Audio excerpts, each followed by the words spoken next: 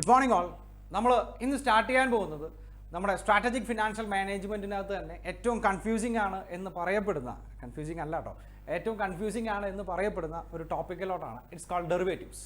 Okay, so നോക്കി, derivatives first of all എന്താണ് derivatives എന്ന് മനസ്സിലാക്കണം അല്ലേ, എന്നാലേ നമുക്ക് അതിൻ്റെ കൂടുതലായിട്ടുള്ള കാര്യങ്ങളിലോട്ട് കിടക്കാൻ പറ്റുള്ളൂ. വീഡിയോ തുടങ്ങുന്നതിന് മുമ്പ് തന്നെ ഞാനൊരു കാര്യം പറയാം. ഈ ഡെറിവേറ്റീവ്സ് എന്ന് പറയുന്നത് നമ്മൾ ഇൻകം ടാക്സ് പോലെയാണ്. ദാറ്റ് മീൻസ് നിങ്ങൾ from the beginning to end എല്ലാം കണക്റ്റഡ് ആണ്, മനസ്സിലായോ? സോ ഞാൻ ക്ലാസ് എടുക്കാൻ ഉദ്ദേശിക്കുന്നതും ആ ഒരു വേയിൽ തന്നെയാണ്. ഒന്നിൽ നിന്ന് വേറൊന്നിലോട്ട് കണക്ട് ചെയ്ത് ക്ലാസ് എടുക്കാനാണ് ഉദ്ദേശിക്കുന്നത്. സോ നിങ്ങൾ എല്ലാ വീഡിയോയും കാണാതെ ഈ ഡെറിവേറ്റീവ്സ് എന്ന് പറയുന്ന സാധനം നമുക്ക് കംപ്ലീറ്റ് ചെയ്യാൻ പറ്റില്ല. നമ്പർ 1, ആ കാണുന്നത് വളരെ കുഞ്ഞു ടോപ്പിക്കുകളായിട്ടാണ് ഞാൻ കവർ ചെയ്യാൻ ഉദ്ദേശിക്കുന്നത്. സോ അത് വളരെയധികം ശ്രദ്ധിച്ചിരിക്കും വേണം. സോ നോക്കി, ഫസ്റ്റ് ഓഫ് ഓൾ എന്താണ് derivatives? Derivatives means a derivative contract is a financial instrument whose payoff structure is derived from the value of an underlying asset. ഒരിക്കൽ കൂടെ, derivative contract is a financial instrument. അതൊരു financial instruments ആണ്, like an agreement. ഒരു agreement പോലുള്ള ഒരു financial instruments ആണ്.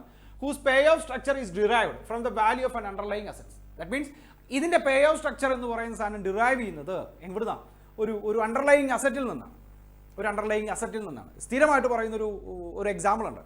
ആ പറയുന്നത് കേൾക്കുമ്പോൾ നിങ്ങൾക്ക് മനസ്സിലാവും എന്താണ് ഡെറിവേറ്റീവ് എന്ന്. ഇപ്പോൾ ഒരു എക്സാമ്പിൾ അടുത്ത മാസം അല്ലെങ്കിൽ പോട്ടെ, ഈ ജനുവരി 1-ാം തീയതി റിലീസ് ആവാൻ പോകുന്ന, മോഹൻലാലിൻ്റെ റിലീസ് ആവുന്ന ഏതെങ്കിലും ഒരു പടത്തിൻ്റെ ടിക്കറ്റാണെന്ന് വിചാരിക്കുക. ഒരു എക്സാമ്പിൾ ആട്ടോ, ഡെറിവേറ്റീവ്സ് എന്താണെന്ന് പറഞ്ഞു തരാൻ മനസ്സിലാക്കുന്ന ഒരു എക്സാമ്പിളാണ് ഞാൻ പറയുന്നത്. ഓക്കെ, സോ ഡിസംബർ 31-ാം തീയതി നമ്മൾ ടിക്കറ്റിന് വേണ്ടി ഭയങ്കരമായിട്ട് ബുദ്ധിമുട്ടി നടക്കണേ. പക്ഷേ ടിക്കറ്റ് എന്ന് പറയുന്ന സാധനം എവിടെ അവൈലബിൾ അല്ല, കിട്ടുന്നേ അല്ല. ജനുവരി 1-ാം തീയതി പടം റിലീസ് ആവുകയും ചെയ്യും. സോ നമ്മൾ വളരെയധികം കഷ്ടപ്പെട്ട് ഒരു ഡിസംബർ മാസം 1-ാം തീയതി തന്നെ നമ്മൾ ഏതെങ്കിലും ഒരു തിയേറ്ററിൽ നേരിട്ട് ചെന്ന് അവരോടൊത്ത് കാര്യം പറഞ്ഞ് നമ്മൾ ഈ ഫാൻസാണ്, നമുക്ക് സിനിമ കാണാതിരിക്കാൻ പറ്റില്ല എന്നൊക്കെ പറയുന്ന നേരത്ത്, സപ്പോസ് ഒരു ടിക്കറ്റിന് 100 രൂപയാണെന്ന് വിചാരിക്കുക. ഒരു ടിക്കറ്റിന് 100 രൂപയാണ്, പക്ഷേ ടിക്കറ്റ് സെയിലായിപ്പോയി, എല്ലാം സെയിലായിപ്പോയി. സോ ആ തിയേറ്റർ മാനേജർ നമുക്കൊരു ലെറ്റർ തരികയാണ്. ആ ലെറ്റർ എങ്ങനെയാണെന്നറിയാമോ? ഓക്കെ, 1-ാം തീയതി ടിക്കറ്റ് അവൈലബിൾ ആണെങ്കിൽ നിങ്ങൾക്ക് 100 രൂപയ്ക്ക് 3 ടിക്കറ്റ് തന്നേക്കാം എന്ന് പറഞ്ഞിട്ട് ഒരു എഗ്രിമെന്റ് എഴുതി സൈൻ ചെയ്തു, അല്ലെങ്കിൽ ഒരു ലെറ്റർ തന്നു.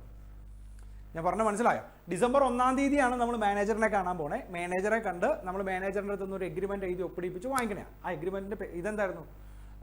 1-ാം തീയതി സിനിമ റിലീസ് ആവുന്ന ദിവസം നമുക്കൊരു 3 ടിക്കറ്റ് വേണം. 3 ടിക്കറ്റ് 100 രൂപ വെച്ച് 300 രൂപയ്ക്ക് നമ്മൾ 3 ടിക്കറ്റ് വാങ്ങിച്ചോളാം എന്ന് പറഞ്ഞിട്ടുള്ള എഗ്രിമെന്റ് നമ്മൾ സൈൻ ചെയ്യാം. ഓക്കെ, ഇവിടെ നോക്കിയേ, ഈ എഗ്രിമെന്റ് ആണ് ഡെറിവേറ്റീവ്സ്. ആ എഴുതിയിരിക്കുന്ന എഗ്രിമെന്റ് ആണ് ഡെറിവേറ്റീവ്സ്. ഇവിടെ അണ്ടർലൈങ് അസറ്റ് എന്ന് പറയുന്നത് എന്താ? ആ 3 ടിക്കറ്റാണ് അല്ലേ? ഈ എഗ്രിമെന്റിന് വാല്യൂ ഉണ്ടോ? എഗ്രിമെന്റ് എന്ത് വാല്യൂ ഉള്ളേ? എഗ്രിമെന്റ് പ്രത്യേകിച്ച് യാതൊരു വിധ വാല്യൂ ഇല്ല, ഏത് കിട്ടാത്തിടത്തോളം കാലം, ഈ പറയുന്ന ടിക്കറ്റ് കിട്ടാത്തിടത്തോളം കാലം. So here the agreement is called derivatives and the ticket is called the underlying asset. ഭയങ്കര റഷായിരുന്നു 1-ാം തീയതി എന്ന് പറയുന്നത്. ബ്ലാക്കിലടക്കം ടിക്കറ്റ് വിൽക്കുന്ന ഒരു സാഹചര്യമാണെന്ന് വിചാരിക്കുക. ബ്ലാക്കിലടക്കം ടിക്കറ്റ് വിൽക്കുന്ന ഒരു സാഹചര്യത്തിലാണ്. പക്ഷേ നമ്മുടെ കയ്യിൽ ലെറ്റർ ഉണ്ട്. ഈ ലെറ്റർ അനുസരിച്ച് പോയാൽ നമുക്ക് 1-ാം തീയതി 3 ടിക്കറ്റ് അവൈലബിൾ ആണ്. സോ അന്നത്തെ ഭയങ്കര റഷ് കാരണം, ഭയങ്കര തിരക്ക് കാരണം ഒരു ടിക്കറ്റ് അന്ന് തിയേറ്ററിൽ വിറ്റത് 125 രൂപയ്ക്കാണ്. ഒരു എക്സാമ്പിൾ ആട്ടോ പറയണേ. ഓക്കെ, ഒരു ടിക്കറ്റ് അന്നത്തെ ദിവസം തിയേറ്ററിൽ വിറ്റുകൊണ്ടിരുന്നത് 125 രൂപയ്ക്കാണ്. നമ്മുടെ കയ്യിൽ ഈ എഗ്രിമെന്റ് ഉള്ളത് കൊണ്ട്, ദാറ്റ് മീൻസ് നമ്മൾ ഡിസംബർ മാസം 1-ാം തീയതി 30 ദിവസം മുമ്പേ പോയി എഗ്രിമെന്റ് സൈൻ ചെയ്ത് നമ്മുടെ കയ്യിൽ ഈ ഡെറിവേറ്റീവ് ലെറ്റർ ഉള്ളത് കൊണ്ട് നമുക്ക് തിയേറ്ററുകാരന് ഒരു ടിക്കറ്റ് എത്ര രൂപയ്ക്ക് തരണം? ആലോചിക്കേ, 100 രൂപയ്ക്ക് തരണം അല്ലേ? കാരണം എന്താ? നമ്മൾ ഒരു മാസം മുമ്പേ പോയിട്ടുള്ള എഗ്രിമെന്റ് എഴുതി വെച്ചിരിക്കുന്നത് അങ്ങനെയായിരുന്നു. ഓക്കെ, ദാറ്റ് മീൻസ് ആ ഡെറിവേറ്റീവ് ആയിട്ട് ചെന്നാൽ ആ അണ്ടർലൈങ് ആയിട്ടുള്ള അസറ്റ് ആയിട്ടുള്ള ടിക്കറ്റ് നമുക്ക് 100 രൂപയ്ക്ക് അവൈലബിൾ ആണ്.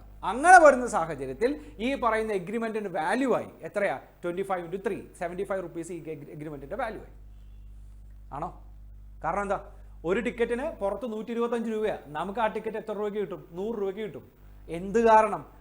ഓൾറെഡി നമ്മൾ എഴുതി വെച്ചിരിക്കുന്ന ഡെറിവേറ്റീവ് എഗ്രിമെന്റ് കാരണം നമുക്ക് ഒരു ടിക്കറ്റ് 100 രൂപയ്ക്ക് കിട്ടും. ദാറ്റ് മീൻസ് ആ ഡെറിവേറ്റീവ് എന്ന് പറയുന്ന ആ എഗ്രിമെന്റ് ലെറ്ററിന്റെ വാല്യൂ ഇപ്പോൾ എത്ര രൂപയായി? 75 രൂപയായി. 25 × 3.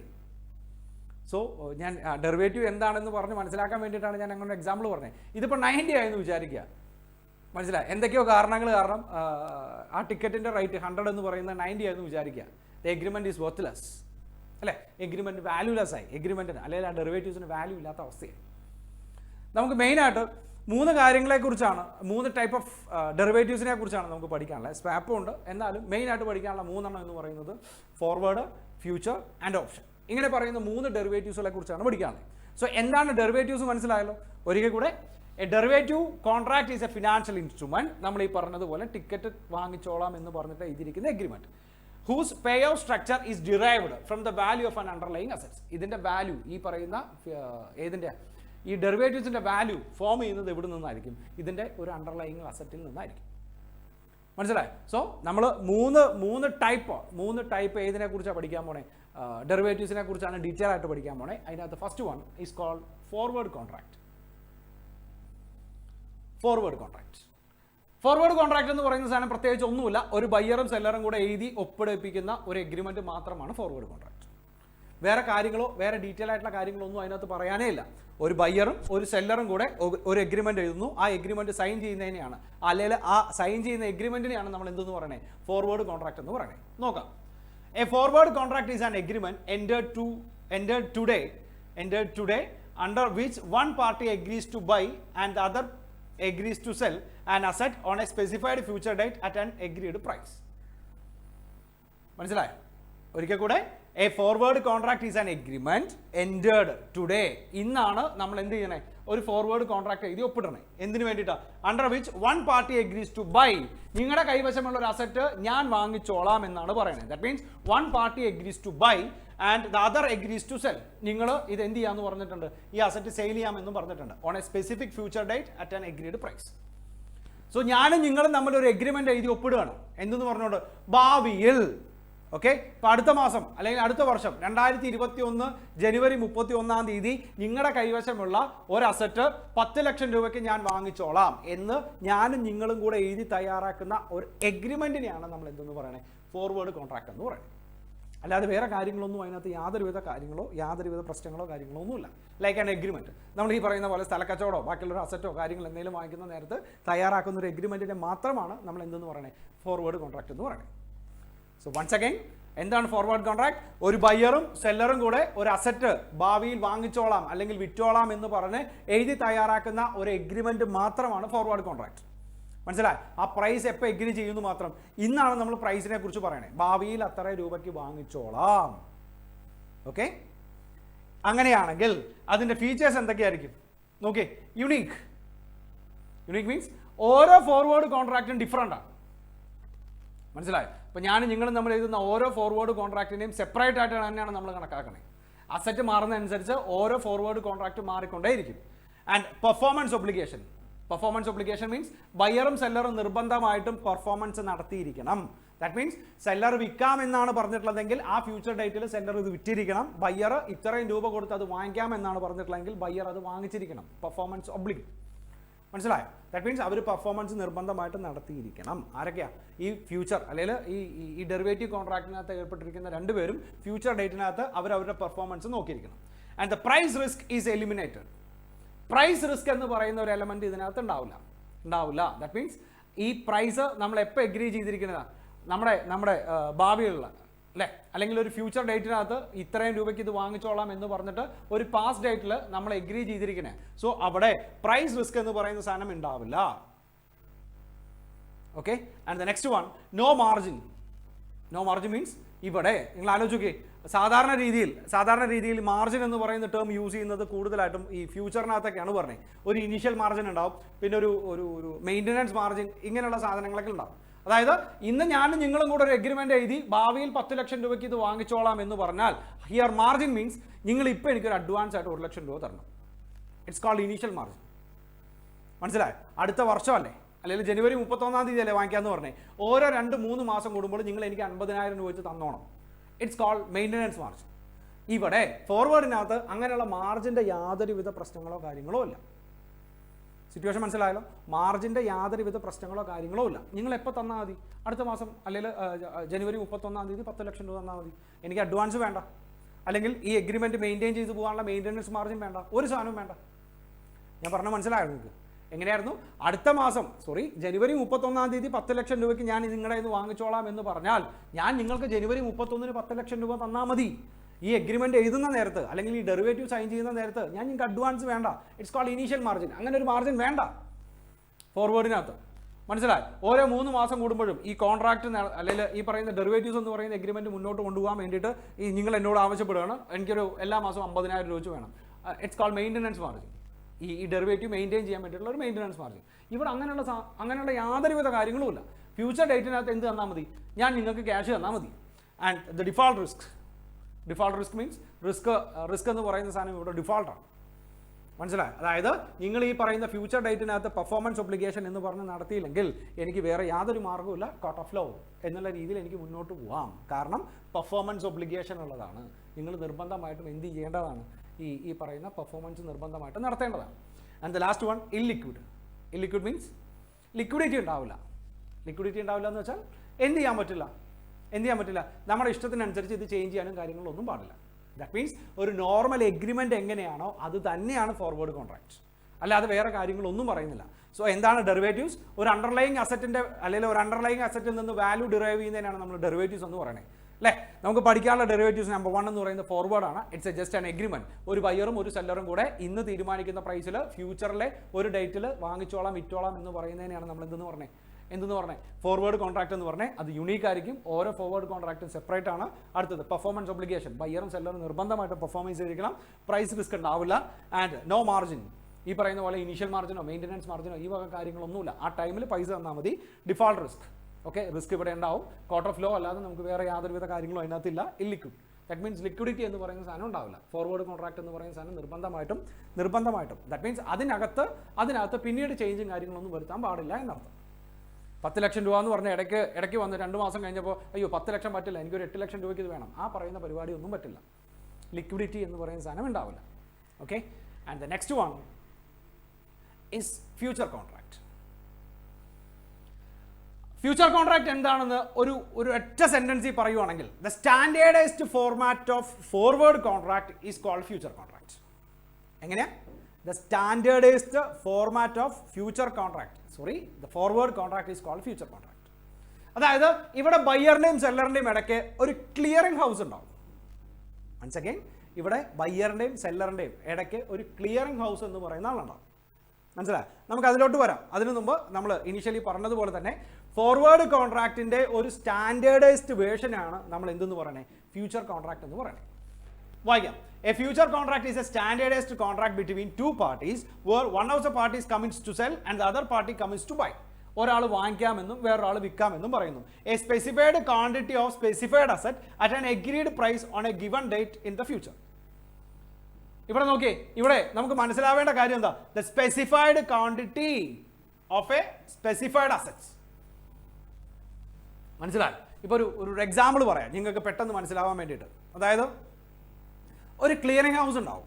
ക്ലിയറിംഗ് ഹൗസ് ഇപ്പം സ്റ്റോക്ക് മാർക്കറ്റ് എന്ന് വേണമെങ്കിൽ പറയാം. നിങ്ങൾക്ക് പെട്ടെന്ന് മനസ്സിലാവാൻ വേണ്ടി ഒരു എക്സാമ്പിളിൻ്റെ അടിസ്ഥാനത്തിൽ ഒരു സ്റ്റോക്ക് മാർക്കറ്റ് എന്ന് പറഞ്ഞൊരു സാധനം പറയാം. സ്റ്റോക്ക് മാർക്കറ്റ് റിലയൻസിൻ്റെ 100 ഷെയർ അടുത്ത മാസം 10-ാം തീയതി 15 രൂപയ്ക്ക് വിൽക്കാനോ വാങ്ങിക്കാനോ വേണ്ടി വെച്ചിരിക്കുന്നു. ഓക്കെ, ഇന്നത്തെ ദിവസം റിലയൻസിൻ്റെ ഷെയറിൻ്റെ വാല്യൂ നമുക്ക് ഒരു ഡേറ്റ് തന്നെ പോകാം, ഡിസംബർ 31. സോ ഇന്നത്തെ ദിവസം റിലയൻസിൻ്റെ ഒരു ഷെയറിന് ഞാൻ മാർക്കറ്റിൽ നോക്കിയപ്പോൾ 13 രൂപയാണ്. ഇന്നാണ് ടുഡേ. പക്ഷേ ഈ വർഷം ഡിസംബർ 31-ാം തീയതി ഈ പറയുന്ന 13 രൂപയ്ക്കുള്ള റിലയൻസിൻ്റെ ഷെയർ 15 രൂപയ്ക്ക് വിൽക്കാനോ വാങ്ങിക്കാനോ നിങ്ങൾക്ക് തീരുമാനിക്കാം എന്നുള്ള രീതിയിൽ ആരെടുത്തു വെച്ചിട്ടുണ്ട്? സ്റ്റോക്ക് മാർക്കറ്റ് എടുത്തു വെച്ചിട്ടുണ്ട്, അല്ലെങ്കിൽ ഒരു ക്ലിയറിംഗ് ഹൗസ് എടുത്തു വെച്ചിട്ടുണ്ട്. മനസ്സിലായി? ഞാനും നിങ്ങൾ 2 പാർട്ടീസ് ആണെന്ന് വിചാരിക്കുക. 2 പാർട്ടീസാണ്. ഞാൻ വിചാരിക്കുന്നത് എന്താണെന്നറിയാമോ? ഓക്കെ, ഉറപ്പായിട്ടും ഇപ്പം 13 രൂപയുള്ള ഷെയർ ഡിസംബർ ആകുമ്പോഴേക്കും ഇതൊരു 15, 16, 17 രൂപയാവും എന്നാണ് ഞാൻ ചിന്തിക്കണേന്ന് വിചാരിക്കുക. സിറ്റുവേഷൻ മനസ്സിലായോ? ആ കോൺസെപ്റ്റ് കുറച്ചും കൂടെ ഒന്ന് ക്ലിയർ ആവണം. അതുകൊണ്ടാണ് ഞാൻ പറയണേ, നമ്മൾ രണ്ടുപേരും, ഞാനും നിങ്ങളും 2 ചിന്താഗതിയിൽ ചിന്തിക്കുന്ന ആൾക്കാരാണ്. ഓക്കെ, ഞാൻ ചിന്തിക്കുന്നത് എന്താണെന്ന് വെച്ചാൽ ഇന്ന് ഒരു ഷെയറിൻ്റെ വാല്യൂ 13 രൂപയേ ഉള്ളൂ. മാർക്കറ്റ് അപ്പാവാം. സോ അങ്ങനെ വരുന്ന സാഹചര്യത്തിൽ അവിടെ എന്ത് സംഭവിക്കാനുള്ള സാധ്യതയുണ്ട്? ഡിസംബർ 31-ാം തീയതി റിലയൻസിൻ്റെ ഷെയർ 16, 17, 18 രൂപ, ദാറ്റ് മീൻസ് മോർ ദാൻ 15 ആവാനുള്ള സാധ്യതയുണ്ട്. സോ അങ്ങനെ വരുന്ന സാഹചര്യത്തിൽ ഞാൻ ആ ക്ലിയറിംഗ് ഹൗസിനോടാണ് സംസാരിക്കണേ, നിങ്ങളോടല്ല ഞാൻ സംസാരിക്കണേ. ഞാൻ ക്ലിയറിംഗ് ഹൗസിനോടാണ് ഞാൻ സംസാരിക്കണേ. ഞാൻ പറയണു, okay, I'm ready to buy for the amount of ₹50. 15 രൂപയ്ക്ക് ഞാൻ അത് വാങ്ങിച്ചോളാം എന്ന് ഞാൻ ആ ക്ലിയറിംഗ് ഹൗസിനോട് പറയണേ. അതായത് എൻ്റെ അഭിപ്രായത്തിൽ അന്നത്തെ ദിവസം ആ ഒരു ഷെയറിന് 17 രൂപയാവും വില. മനസ്സിലാവണോ? ഡിസംബർ 31 തീയതി ഒരു ഷെയറിൻ്റെ വാല്യൂ 17 രൂപയാവും എന്നാണ് ഞാൻ വിചാരിക്കണേ. അങ്ങനെ വരുന്ന സാഹചര്യത്തിൽ നിങ്ങളൊന്ന് ആലോചിച്ച് നോക്കിയേ, ഇന്ന് 13 രൂപയാണ്. 31 തീയതി 15 രൂപയ്ക്ക് വിൽക്കാനോ വാങ്ങിക്കാനോ എന്ന് പറഞ്ഞിട്ട് അവിടെ വെച്ചിട്ടുണ്ട്. നമ്മൾ അവരുടെ കയ്യിൽ നിന്ന് 15 രൂപയ്ക്ക് വാങ്ങിച്ച് നമ്മളത് എത്ര രൂപയ്ക്ക് വിൽക്കും? 17 രൂപയ്ക്ക് വിൽക്കും. സോ ഞാനിവിടെ എടുക്കുന്ന ഓപ്ഷൻ എന്ന് പറയുന്നത് ബൈയിങ് ആണ്, അല്ലേ? നിങ്ങളുടെ ചിന്താഗതി നേരെ തിരിച്ചാണ്. ഇന്ന് 13 രൂപയുണ്ട്. നിങ്ങൾ വിചാരിക്കണം എന്നാണെന്നറിയാമോ? ഡിസംബർ 31 ആകുമ്പോൾ ഈ സാധനം 12 11 ആവും, അല്ലെങ്കിൽ 15 താഴെയാവും. അങ്ങനെ വരുന്ന സാഹചര്യത്തിൽ നിങ്ങൾ റെഡി ടു സെല്ലിനാണ് നിൽക്കണേ. റെഡി ടു സെൽ മീൻസ് നിങ്ങൾ മാർക്കറ്റിൽ നിന്ന് ആ സാധനം വാങ്ങിച്ചിട്ട് ഈ പറയുന്ന ക്ലിയറിംഗ് ഹൗസിൻ്റെ ഏജന്റിന് കൊടുക്കും. ഇത് രണ്ടുപേരുടെയും മനോഭാവമാണ്. ഒരു എക്സാമ്പിൾ പറയുമ്പോൾ നിങ്ങൾക്ക് അത് പെട്ടെന്ന് മനസ്സിലാക്കാൻ പറ്റും. ഓക്കെ,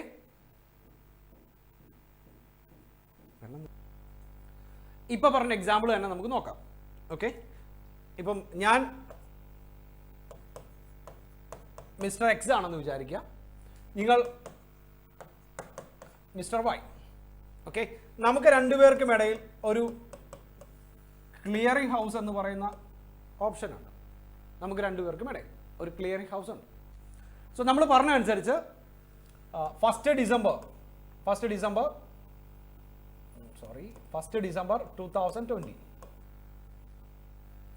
2020 റിലയൻസിന്റെ ഒരു ഷെയറിന്റെ വാല്യൂ 13 രൂപയാണ്, 13 per ഷെയർ.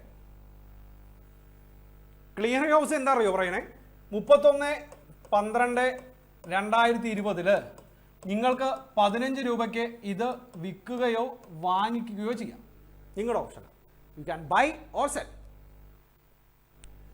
ഞാൻ പറഞ്ഞാൽ മനസ്സിലാവുന്നുണ്ട് എന്ന് വിചാരിക്കുന്നു. സോ മിസ്റ്റർ എക്സ് ആയിട്ടുള്ള ഞാൻ ചിന്തിക്കുന്നത് എന്താണെന്നറിയാമോ? ഓക്കെ, മിസ്റ്റർ എക്സ്, ഞാൻ ചിന്തിക്കുന്നത് എന്താണെന്ന് വെച്ചാൽ ഫ്യൂച്ചറിൽ, ദാറ്റ് മീൻസ് 31 ഡിസംബർ 2020 ഓക്കെ, ഇതിൻ്റെ വാല്യൂ 17 രൂപയാവും. ഞാൻ എക്സ്പെക്ട് ചെയ്യുന്നതാണ്. ഓക്കെ, അത് ആക്ച്വൽ അല്ല. ദാറ്റ് മീൻസ് ഇപ്പോൾ 13 രൂപയാണ്. സോ കുറേ മാർക്കറ്റ് കണ്ടീഷൻസും കാര്യങ്ങളെല്ലാം കൂടെ ഞാൻ കാൽക്കുലേറ്റ് ചെയ്ത് എൻ്റെ ഒരു അസംഷൻ എന്ന് പറയുന്നത് ഫ്യൂച്ചറിൽ റിലയൻസിൻ്റെ ഷെയർ 17 രൂപയാവും. സോ ഇന്നത്തെ ഡേറ്റ് ഡിസംബർ 1 തീയതി ക്ലിയറിംഗ് ഹൗസ് പറയുന്നത് നിങ്ങൾക്ക് ഇത് വാങ്ങിക്കുകയോ വിൽക്കുകയോ ചെയ്യാം. So as A common man ഞാൻ ചിന്തിക്കുന്നത് എന്താ? അന്നത്തെ ദിവസം ക്ലിയറിംഗ് ഹൗസ് എനിക്ക് ഈ സാധനം 15 രൂപയ്ക്ക് തരും, അല്ലേ? ഒരു ഷെയർ ക്ലിയറിംഗ് ഹൗസ് 15 രൂപയ്ക്ക് തരും. സോ ഞാൻ എന്ത് ചെയ്യും? ക്ലിയറിംഗ് ഹൗസിൻ്റെ കയ്യിൽ നിന്ന് ഇത് വാങ്ങിക്കും, ബൈ ചെയ്യും, 15 രൂപയ്ക്ക് വാങ്ങിക്കും. എന്നിട്ട് മാർക്കറ്റിൽ ഇത് 17 രൂപയ്ക്ക് സെയിൽ ചെയ്യും. അങ്ങനെ ചെയ്യുമ്പം എനിക്ക് ഓരോ ഷെയറിനും എത്ര രൂപ വെച്ച് ലാഭം കിട്ടും? 2 രൂപ വെച്ച് ലാഭം കിട്ടും. ചിന്താഗതികളാണ് രണ്ടുപേരുടെയും. മിസ്റ്റർ എക്സ് ആയിട്ടുള്ള എൻ്റെ ചിന്താഗതി എന്താ? ഇന്ന് 13 രൂപ വരുന്ന സാധനം 30 ദിവസം കഴിയുമ്പോൾ ഇതിൻ്റെ വില 17 രൂപയായേക്കാം. സോ ക്ലിയറിംഗ് ഹൗസ് ഇത് വിൽക്കാനും വാങ്ങിക്കാനും പറഞ്ഞുകൊണ്ട് ഇപ്പോൾ വെച്ചിരിക്കുന്ന എത്ര രൂപയ്ക്കാണ്? 31 തീയതി, ഡിസംബർ മാസം 31 തീയതി നിങ്ങൾക്ക് ഇത് 15 രൂപയ്ക്ക് വിൽക്കുകയോ വാങ്ങിക്കുകയോ ചെയ്യാം. നിങ്ങൾ വിൽക്കുകയാണെങ്കിൽ അവർ വാങ്ങിക്കാൻ റെഡിയാണ്, നിങ്ങൾ വാങ്ങിക്കുകയാണെങ്കിൽ അവർ വിൽക്കാൻ റെഡിയാണ്. സോ നമ്മുടെ ചിന്താഗതി അനുസരിച്ച് നമ്മൾ പഠിച്ച കാൽക്കുലേഷൻ അനുസരിച്ച് നമ്മൾ നോക്കിയപ്പോൾ 31 തീയതി 17 രൂപയാവും. സോ നമ്മൾ അവിടെ എന്ത് തീരുമാനിച്ചു? ഫ്യൂച്ചറിൽ ക്ലിയറിംഗ് ഹൗസിൻ്റെ വാങ്ങിക്കാമെന്ന് തീരുമാനിച്ചു. മനസ്സിലായോ? So that means mister X തീരുമാനിച്ചത് എന്ത് ചെയ്യാൻ വേണ്ടിയിട്ടാണ്? ബൈ ചെയ്യാൻ വേണ്ടിയിട്ടാണ്.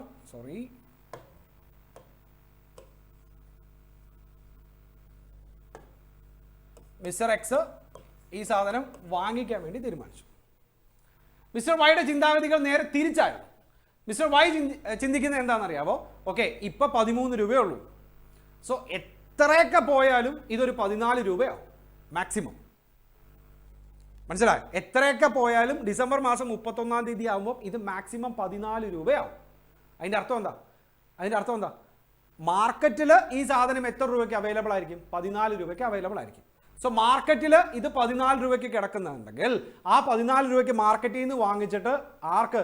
ക്ലിയറിംഗ് ഹൗസിന് 15 രൂപയ്ക്ക് വിറ്റാൽ അങ്ങേർക്ക് 1 രൂപ ലാഭം കിട്ടും. ഇവിടെ പറഞ്ഞതിൻ്റെ നേരെ ഓപ്പോസിറ്റ്. ഇപ്പോൾ 13 രൂപ.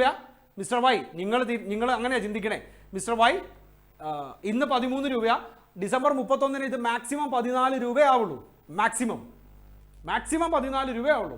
അപ്പോൾ നമ്മൾ എന്ത് ചെയ്യും? നിങ്ങൾ ആലോചിക്കുക. അപ്പോൾ നമ്മൾ എന്ത് ചെയ്യും? അപ്പോൾ നമ്മൾ ചിന്തിക്കുന്നത് ഓക്കെ, ഇത് മാക്സിമം മാർക്കറ്റിൽ 14 രൂപയേ ഉള്ളൂ. സോ മാർക്കറ്റിൽ നിന്ന് ഇത് 14 രൂപയ്ക്ക് വാങ്ങിച്ച് ക്ലിയറിംഗ് ഹൗസിൽ നിന്ന് 15 രൂപയ്ക്ക് വാങ്ങിച്ചാൽ ഒരു ഷെയറിന് നമുക്ക് 1 രൂപ വെച്ച് ലാഭം കിട്ടും അല്ലേ? സോ നിങ്ങൾ ഇവിടെ എടുത്ത തീരുമാനം എന്താ? ക്ലിയറിംഗ് ഹൗസിന് നിങ്ങൾ സെയിൽ ചെയ്യാൻ വേണ്ടി തീരുമാനിച്ചു.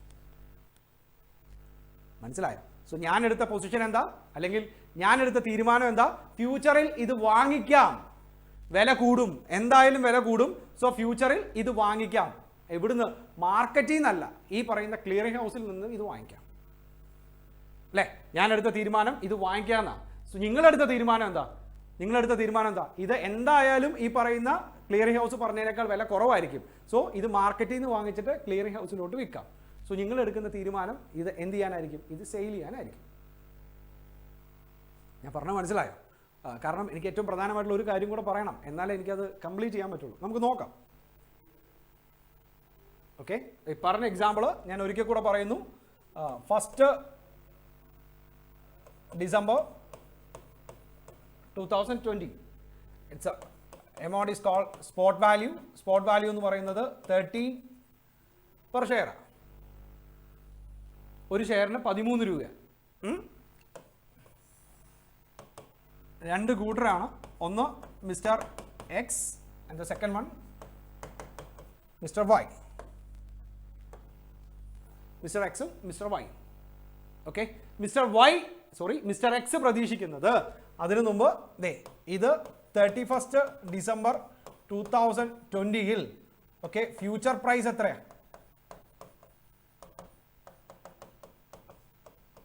15 പെർ ഷെയർ.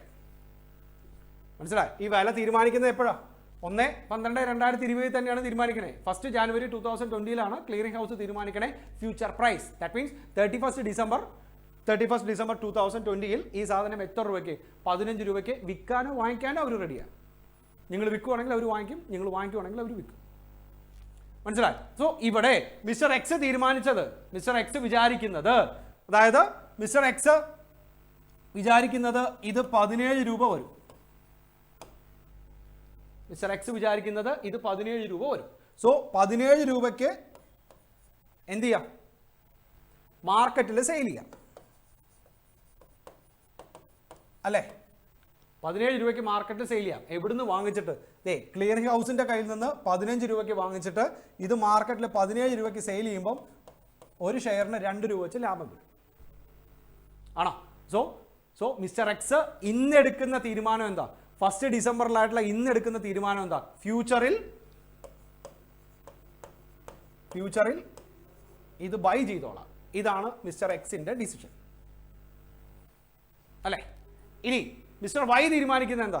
ഇതേപോലെ തന്നെ മിസ്റ്റർ വൈ പ്രതീക്ഷിക്കുന്നത് അന്ന് 14 രൂപയാവുള്ളൂ. എപ്പോ? 31 ഡിസംബറിൽ ആ ഒരു ഷെയറിന്റെ വാല്യൂ 14 രൂപയാവുള്ളൂ. സോ 14 രൂപയ്ക്ക് മാർക്കറ്റിൽ നിന്ന് വാങ്ങിച്ചിട്ട് 15 രൂപയ്ക്ക് ആർക്ക് വിൽക്കാം? ഈ പറയുന്ന ക്ലിയറിംഗ് ഹൗസിന് സെയിൽ ചെയ്യാം.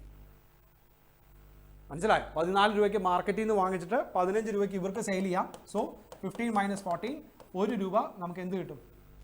1 രൂപ നമുക്ക് എന്ത് കിട്ടും? പ്രോഫിറ്റ് കിട്ടും.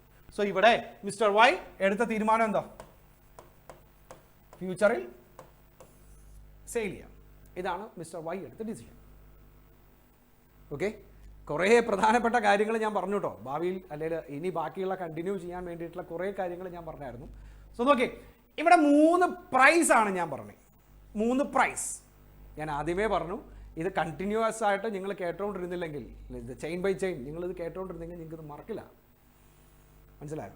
കേട്ടുകൊണ്ടിരുന്നാൽ നിങ്ങൾക്കത് ഓർമ്മയുണ്ടാവും, അല്ലെങ്കിൽ ഈ സാധനം നിങ്ങൾ മറക്കും. ഭയങ്കര കൺഫ്യൂസിങ് ആണ്, നമുക്കത് ഇതിലോട്ട് എത്താൻ പറ്റില്ല. സോ ഇവിടെ 2 ആക്ഷനും 3 പ്രൈസുമാണ് ഞാൻ പറഞ്ഞത്. The first one is called spot price. That means 13 രൂപ. മനസ്സിലായോ? First one is called the spot price, 13 രൂപ. ഇന്ന് എഗ്രിമെന്റ് സൈൻ ചെയ്യുന്ന സമയത്ത് ആ ഷെയറിന്റെ വാല്യൂ എത്രയാണോ it's called spot price. And the second one is called future price, 15 രൂപ. അതായത് ഭാവിയിൽ ഇത് വിൽക്കാനോ വാങ്ങിക്കാനോ ആ ഫ്യൂച്ചർ മീൻസ് ഫ്യൂച്ചർ ഡേറ്റ് അല്ല, ഫ്യൂച്ചർ എഗ്രിമെന്റിനകത്ത് എഴുതിയിരിക്കുന്ന പ്രൈസ് പലർക്കും തെറ്റിദ്ധരിക്കുന്നത് അങ്ങനെയാണ്. അതെങ്ങനെയാണ് ഫ്യൂച്ചർ പ്രൈസ് ഇത്രയാവണേ? ഫ്യൂച്ചർ പ്രൈസ് എന്ന് പറയുന്നത് 13 15 അല്ലേ, അല്ലെങ്കിൽ 14 15 17 അല്ലേ? അല്ല. ഫ്യൂച്ചർ പ്രൈസ് മീൻസ് ആ ഫ്യൂച്ചർ എഗ്രിമെൻറ്റിനകത്ത് എഴുതിയിരിക്കുന്ന പ്രൈസ്. വേണമെങ്കിൽ ഇതിനെ SP എന്നും ഇതിനെ AFP എന്നും പറയാം. Here AFP means actual future price. And the third one, mister X വിചാരിക്കുന്നു ഇത് 17 ആവുമെന്ന്, അല്ലേ? മിസ്റ്റർ വൈ വിചാരിക്കുന്നു ഇത് 14 ആവുമെന്ന്. അത് അവരുടെ വിചാരമാണ്, അവരുടെ കാൽക്കുലേഷനാണ്. It's called TFP. It's called TFP. That means theoretical future price. So, 3 price ആണ്. The first one is called spot price. Second one is called ആ സ്പോട്ടിനകത്ത് ഫ്യൂച്ചർ എഗ്രിമെന്റിനകത്ത് എഴുതിയിരിക്കുന്ന actual future price. And the third one is called theoretical future price. അല്ലേ? So നമ്മളൊരു decision എടുക്കുന്നത് ഏതിൻ്റെ അടിസ്ഥാനത്തിലായിരിക്കും? Actual future പ്രൈസിൻ്റെ അടിസ്ഥാനത്തിലല്ല. സ്പോട്ട് പ്രൈസും തിയററ്റിക്കൽ ഫ്യൂച്ചർ പ്രൈസും കൂടെ, അല്ലെങ്കിൽ സ്പോട്ട് പ്രൈസിൽ നിന്ന് തിയററ്റിക്കൽ ഫ്യൂച്ചർ പ്രൈസ് കാൽക്കുലേറ്റ് ചെയ്ത് അതും ആക്ച്വൽ ഫ്യൂച്ചർ പ്രൈസും കൂടെ കമ്പയർ ചെയ്തിട്ടാണ് നമ്മൾ ഡിസിഷൻ എടുക്കണേ. അല്ലേ? നമ്മൾ 2 ടൈപ്പ് ഓഫ് ഡിസിഷനാണ് എടുത്തത്. രണ്ടും നമ്മുടെ ആക്ഷനെ കുറിച്ചാണ് പറയണേ. Action. Okay. The first one, ഫ്യൂച്ചറിൽ ഈ സാധനം ബൈ ചെയ്യാം, അല്ലെങ്കിൽ ഫ്യൂച്ചറിൽ ഈ സാധനം സെയിൽ ചെയ്യാം. ഫ്യൂച്ചറിൽ ഇത് ബൈ ചെയ്യുന്ന ആരായിരുന്നു? മിസ്റ്റർ എക്സ് ആയിരുന്നു. ഫ്യൂച്ചറിൽ ഇത് സെയിൽ ചെയ്യുന്ന ആരാ? മിസ്റ്റർ വൈ ആണ്. സോ ഫ്യൂച്ചറിൽ ബൈ ചെയ്യുന്ന മിസ്റ്റർ എക്സിന്, അല്ലെങ്കിൽ മിസ്റ്റർ എക്സിന്റെ പൊസിഷനെ നമ്മൾ ലോങ് പൊസിഷൻ എന്നാണ് അറിയപ്പെടുന്നത്. മനസ്സിലായി? ഫ്യൂച്ചറിൽ വാങ്ങിക്കാൻ, ഫ്യൂച്ചറിൽ വാങ്ങിക്കുന്ന മിസ്റ്റർ എക്സിന് നമ്മൾ കൊടുക്കുന്നത് ലോങ് പൊസിഷനാണ്. And the second one, mister Y, it's called short position. മനസ്സിലായി? കുറച്ചും കൂടെ എളുപ്പത്തിൽ പറയുവാണെങ്കിൽ, വില കൂടുമെന്ന് വിചാരിക്കുന്ന മിസ്റ്റർ എക്സിന് നമ്മൾ കൊടുക്കുന്നത് ലോങ് പൊസിഷനും, വില കുറയുമെന്ന് വിചാരിക്കുന്ന മിസ്റ്റർ വൈക്ക് നമ്മൾ കൊടുക്കുന്നത് ഷോർട്ട് പൊസിഷനുമാണ്. അതായത് ഫ്യൂച്ചറിൽ നിങ്ങൾ ഈ പറയുന്ന ക്ലിയറിംഗ് ഹൗസിൻ്റെ കയ്യിൽ നിന്ന് വാങ്ങിച്ചിട്ട് മാർക്കറ്റിൽ വിറ്റ് ലാഭം ഉണ്ടാക്കാമെന്ന് വിചാരിക്കുകയാണെങ്കിൽ നിങ്ങൾ ലോങ് പൊസിഷനും, നേരെ തിരിച്ച് മാർക്കറ്റിൽ നിന്ന് വാങ്ങിച്ചിട്ട് ക്ലിയറിംഗ് ഹൗസിന് സെയിൽ ചെയ്തിട്ട് നിങ്ങൾക്ക് ലാഭം ഉണ്ടാക്കാമെന്ന് തീരുമാനിക്കുകയാണെങ്കിൽ അതിന് എന്തെന്നും പറയാം? ഷോർട്ട് പൊസിഷൻ എന്നും പറയാം. മനസ്സിലായോ? കൺഫ്യൂസിംഗ് ആണ്. നിങ്ങളിത് റിപ്പീറ്റ് ചെയ്ത് കേട്ടേ മതിയാവും, എന്നാലേ അത് മനസ്സിലാക്കാൻ പറ്റുള്ളൂ. സോ 5 കാര്യങ്ങളാണ് പറഞ്ഞത്. എന്താണ് സ്പോട്ട് പ്രൈസ്, എന്താണ് ആക്ച്വൽ ഫ്യൂച്ചർ പ്രൈസ്, ആ എഗ്രിമെന്റിനകത്ത് എഴുതിയിരിക്കുന്ന price actual future price, and the third one theoretical future price. മനസ്സിലായോ? ഇനി ഇത് രണ്ടും കൂടെ നോക്കി, ആക്ച്വൽ ഫ്യൂച്ചർ പ്രൈസും തിയററ്റിക്കൽ ഫ്യൂച്ചർ പ്രൈസും കൂടെ നോക്കിയിട്ട് നിങ്ങൾക്ക് 2 ആക്ഷൻ എടുക്കാം. എന്തൊക്കെയാ? ഒന്ന്, ഫ്യൂച്ചറിൽ വാങ്ങിക്കാം, ബൈ ചെയ്യാം. മാർക്കറ്റിൽ നിന്നല്ല, ഈ ക്ലിയറിംഗ് ഹൗസിൻ്റെ കയ്യിൽ നിന്ന് വാങ്ങിക്കാം. It's called long position. And clearing ഹൗസിലോട്ട് സെയിൽ ചെയ്യാം. ഇറ്റ്സ് കോൾഡ്, മാർക്കറ്റിൽ നിന്ന് വാങ്ങിച്ചിട്ട് ക്ലിയറിംഗ് ഹൗസിലോട്ട് സെയിൽ ചെയ്യാം. It's called short position. പറയട്ടെ? ഇത്രയും കാര്യങ്ങളാണ് പറഞ്ഞേ. ഇനി അടുത്തത്, ഈ പറയുന്ന ഫ്യൂച്ചർ കോൺട്രാക്റ്റിൻ്റെ ഫീച്ചേഴ്സാണ് നമ്മൾ പറയുന്നത്. ഫ്യൂച്ചർ കോൺട്രാക്റ്റിൻ്റെ ഫീച്ചേഴ്സ്, അതിനകത്ത് ഏറ്റവും ആദ്യത്തെ അത് തന്നെയാണ് സ്റ്റാൻഡേർഡൈസേഷൻ. ദാറ്റ് മീൻസ് ഈ ഫോർവേഡ് കോൺട്രാക്റ്റിൻ്റെ ഒരു സ്റ്റാൻഡേർഡൈസ്ഡ് ഫോർമാറ്റാണ് ഫ്യൂച്ചർ കോൺട്രാക്ട്. എന്തിനൊക്കെ സ്റ്റാൻഡേർഡ് ഉണ്ടാവും? Quantity, quality, date and month of delivery, unit of price, coat.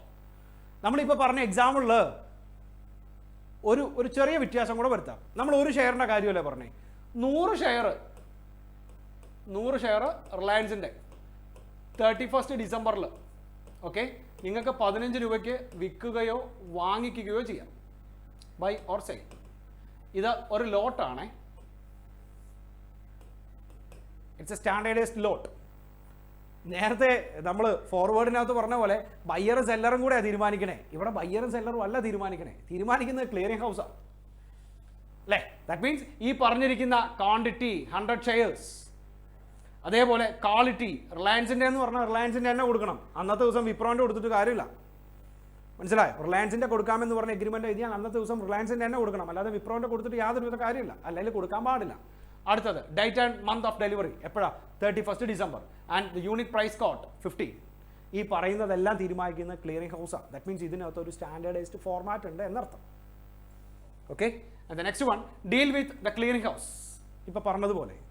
And the last one, marking to market margin. Marking to markets. So എന്താണ് marking to market? ഇത്രയും കാര്യങ്ങൾ നിങ്ങൾക്ക് മനസ്സിലായല്ലോ. നമ്പർ 1, നമ്പർ 2, ഇത്രയും കാര്യങ്ങൾ മനസ്സിലായല്ലോ. ഇത് രണ്ടും മനസ്സിലായാൽ എന്താണ് മാർക്കിംഗ് ടു മാർക്കറ്റ് എന്ന് പറയാം. സോ പറയുന്നതിന് മുമ്പ് ഇത്രയും കാര്യങ്ങൾ പറഞ്ഞ് മനസ്സിലാക്കാതെ, അല്ലെങ്കിൽ ഇത്രയും കാര്യങ്ങൾ പറഞ്ഞ് മനസ്സിലാക്കാതെ എനിക്ക് മാർക്കിംഗ് ടു മാർക്കറ്റ് എന്താണെന്ന് പറയാൻ പറ്റില്ല. ഞാനത് വീഡിയോയ്ക്ക് തന്നെ പറയാം. സോ നിങ്ങൾ ചെയ്യേണ്ട കാര്യം, മുഖമൊക്കെ കഴുകി, ഉറക്കം വന്നിട്ടുണ്ടെങ്കിൽ മുഖമൊക്കെ കഴുകി ഒന്ന് ഫ്രഷായി 1-2 തവണ ഈ വീഡിയോ കണ്ട് എന്താണ് ആക്ച്വൽ ഫ്യൂച്ചർ പ്രൈസ്, എന്താണ് തിയററ്റിക്കൽ ഫ്യൂച്ചർ പ്രൈസ്, എന്താണ് സ്പോട്ട് പ്രൈസ്, എന്താണ് ലോങ് പൊസിഷൻ, എന്താണ് ഷോർട്ട് പൊസിഷൻ, ഈ 5 കാര്യങ്ങൾ മനസ്സിലാക്കിയിട്ട് മാത്രം ഏത് കണ്ടാൽ മതി. ഇപ്പം ലൈവ് ക്ലാസ് ആണെങ്കിൽ ഒരു 10 മിനിറ്റ് ബ്രേക്കൊക്കെ തരേണ്ട സമയമായി അല്ലേ. സോ എനിക്ക് അങ്ങനെ തരാൻ പറ്റില്ല. അതുകൊണ്ടാണ് ഞാൻ പറഞ്ഞത് ഒരു 10 മിനിറ്റ് ഫേസൊക്കെ വാഷ് ചെയ്ത് വീണ്ടും കണ്ട് ഈ കാര്യങ്ങൾ മനസ്സിലാക്കിയിട്ട് മാത്രം ഫ്യൂച്ചർ കോൺട്രാക്റ്റിൻ്റെ ലാസ്റ്റ് അഡ്വാൻറ്റേജ് ആണ്, അല്ലെങ്കിൽ ലാസ്റ്റ് ഫീച്ചറാണ് ഏതാ മാർക്കിംഗ് ടു മാർക്കറ്റ് മാർജിൻ എന്ന് പറയുന്നത്. ഓക്കെ, സോ അതൊന്ന് ഫ്രഷ് ആയിട്ട് വന്നതിന് ശേഷം മാത്രം എന്ത് ചെയ്യുക, ഈ പറയുന്ന പോലെ മാർക്കിംഗ് ടു മാർക്കറ്റ് കാണും. ഓക്കെ, നമുക്ക് മാർക്കിംഗ് ടു മാർക്കറ്റ് എന്ന് പറയുന്ന പ്രോസസ്സ് എന്താണെന്ന് നോക്കാം. അതായത് മാർക്കിംഗ് ടു മാർക്കറ്റ് എന്ന് പറയുന്ന പ്രോസസ്സ് മനസ്സിലാക്കണമെങ്കിൽ നമ്മൾ ഫോർവേഡ് കോൺട്രാക്റ്റിനകത്ത് പറഞ്ഞൊരു കാര്യം ഉണ്ടായിരുന്നു. എപ്പോഴാണ്? അതായത് ഫോർവേഡ് കോൺട്രാക്റ്റിനകത്ത് ഈ പറയുന്ന മാർജിൻ എന്ന് പറയുന്ന പരിപാടി ഇല്ല അല്ലേ. ഈ ഫോർവേഡിൻ്റെ ഫീച്ചേഴ്സ് പറയുന്ന നേരത്തെ ഞാൻ അങ്ങനെ പറഞ്ഞേ, ഈ മാർജിൻ എന്ന് പറയുന്ന പരിപാടി ഇല്ല. 10 ലക്ഷം രൂപയ്ക്കാണ് നമ്മൾ ഉറപ്പിച്ച് വെച്ചിട്ടുള്ളതെങ്കിൽ അതെപ്പോൾ കൊടുത്താൽ മതി, എപ്പോഴാണോ എഗ്രിമെൻറ്റ് ഡേറ്റ് ആ ഡേറ്റിനകത്ത് കൊടുത്താൽ മതി. അല്ലാതെ അവിടെ അഡ്വാൻസ് കൊടുക്കണമെന്നോ ഇനീഷ്യൽ മാർജിൻ വേണമെന്നോ മെയിൻ്റനൻസ് മാർജിൻ വേണമെന്നോ അങ്ങനെ പറയുന്ന യാതൊരുവിധ പ്രോസസ്സോ കാര്യങ്ങളോ ഇല്ല. പക്ഷേ ഇവിടെ മാർക്കിംഗ് ടു മാർക്കറ്റ് എന്ന് പറയുന്ന പ്രോസസ്സ് അതല്ല. ഓക്കെ, ഇവിടെ നിങ്ങൾ ഇനീഷ്യലി യാതൊരുവിധ തരത്തിലുള്ള എമൗണ്ട് മുടക്കുന്നില്ല അല്ലേ. ഡെറിവേറ്റീവ്സിൻ്റെ ഏറ്റവും പ്രധാനമായിട്ട് നമ്മൾ മനസ്സിലാക്കേണ്ട ഒരു സാധനം അതാ. ഇപ്പോൾ സാധാരണ രീതിയിൽ നമ്മൾ നേരത്തെ പറഞ്ഞ എക്സാമ്പിളിനകത്ത് ചോദിക്കാൻ സാധ്യതയുള്ള, അല്ലെങ്കിൽ നിങ്ങൾക്ക് ഉണ്ടാവാൻ സാധ്യതയുള്ള ഒരു ഡൗട്ട് എന്ന് വെച്ചാൽ 13 രൂപയാണ് ഇപ്പോഴത്തെ വാല്യൂ, ഫ്യൂച്ചറിൽ 17 രൂപയാവും എന്ന് ഉറപ്പുണ്ടെങ്കിൽ എന്തിനാണ് ക്ലിയറിംഗ് ഹൗസ്? നമുക്ക് ഡയറക്റ്റ് ആയിട്ട് മാർക്കറ്റിൽ നിന്ന് വാങ്ങിച്ചിട്ട് ഇത് വിറ്റാൽ പോരെ. അതായത് ഇപ്പോൾ 13 രൂപ മുടക്കിയിട്ട് ആ സാധനം വാങ്ങിച്ചിട്ട് ഫ്യൂച്ചറിൽ 17 രൂപയ്ക്ക് വിറ്റാൽ പോരെ, നമുക്ക് 4 രൂപ ലാഭം കിട്ടില്ലേ. എന്തിനാണ് ക്ലിയറിംഗ് ഹൗസ്? സോ ഇവിടെ ക്ലിയറിംഗ് ഹൗസ് എന്തിനാണെന്ന് വെച്ചാൽ ഡെറിവേറ്റീവ് എന്ന് പറയുന്ന എഗ്രിമെന്റ് എഴുതാനാണ് ക്ലിയറിംഗ് ഹൗസ്. നമ്മളിവിടെ തുടക്കത്തിൽ എത്ര രൂപ മുടക്കുന്നില്ല, 13 രൂപ നമ്മൾ മുടക്കുന്നില്ല, 13 രൂപ നമ്മൾ സ്പെൻഡ് ചെയ്യുന്നില്ല. മനസ്സിലായോ? 13 രൂപ നമ്മൾ സ്പെൻഡ് ചെയ്യുന്നില്ല, നമ്മൾ ആ എഗ്രിമെന്റ് മാത്രമേ എഴുതുന്നുള്ളൂ. ഫ്യൂച്ചറിലാണ് പൈസ കൊടുക്കണേ. ആ ടിക്കറ്റിന്റെ കാര്യം ആലോചിച്ച് നോക്കിയേ. ഇനീഷ്യലി പറഞ്ഞ എക്സാമ്പിൾ, സിനിമ ടിക്കറ്റ് എടുക്കാൻ 3 ടിക്കറ്റ് എടുക്കാൻ 300 രൂപയ്ക്ക് 3 ടിക്കറ്റ് എടുക്കാൻ നമ്മളിപ്പോൾ ഒരു എഗ്രിമെന്റ് മാത്രമാണ് സൈൻ ചെയ്ത് വാങ്ങിക്കണേ, നമ്മളിപ്പോൾ പൈസ കൊടുക്കുന്നില്ല. ഇത് തന്നെയാണ് ഡെറിവേറ്റീവ്സിന്റെ എല്ലാത്തിൻ്റെയും പ്രത്യേകത. മനസ്സിലായി? ഇപ്പം ഒരു എക്സാമ്പിൾ പറയുവാണെങ്കിൽ,